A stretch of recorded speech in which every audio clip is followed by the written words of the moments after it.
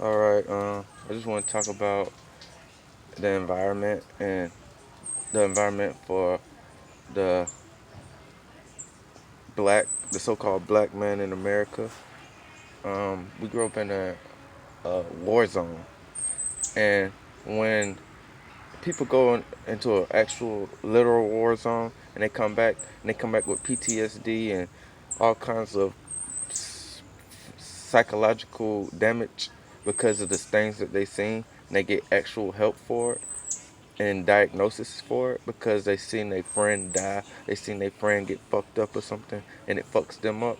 You gotta definitely flip that and look into the so-called black man's environment, and that we're also in a war zone, and we see friends that we've grown up with from childhood and pre-K just out of suddenly die one day, and this happens all so often, and we see them get locked up and taken away for nothing and brutalized by the police, and we're not supposed to have some kind of psychological damage from this. We're not supposed to be damaged from this, from seeing this every day and happen all the time, and they just expect us to get past it. But when it happens to a soldier or a police officer, they get all kinds of psychological help after something like this happens. But we just supposed to go to sleep and wake up and feel and recover from it somehow.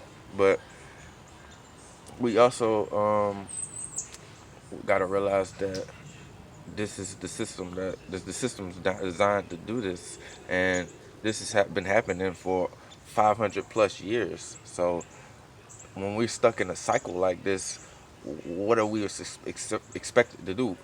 We are actually, I'm surprised we aren't some kind of savage monsters by now after being brutalized and beaten for 500 plus years.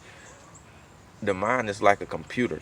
So when something like this has happened, you got to look at the programmer. You don't look at the computer, you look at the programmer. Who programmed us to kill each other like this?